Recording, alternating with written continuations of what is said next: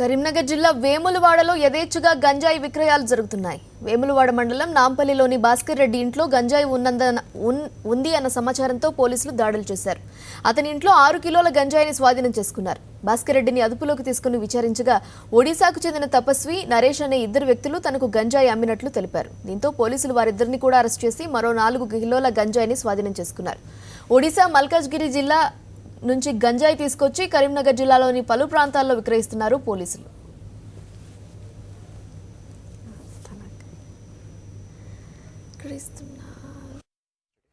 They will be remanded tomorrow.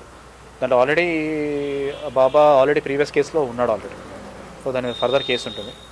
ఈ భాస్కర్ రెడ్డి మీద already చాలా డిఫరెంట్ కేసెస్ ఉన్నాయి కాబట్టి దాన్ని ఇంకో కేసు స్లాప్ అవుతుంది. ఎన్డీపీఎస్ అనేది గాంజా అనేది ఎన్డీపీఎస్ కిందకి వస్తుంది.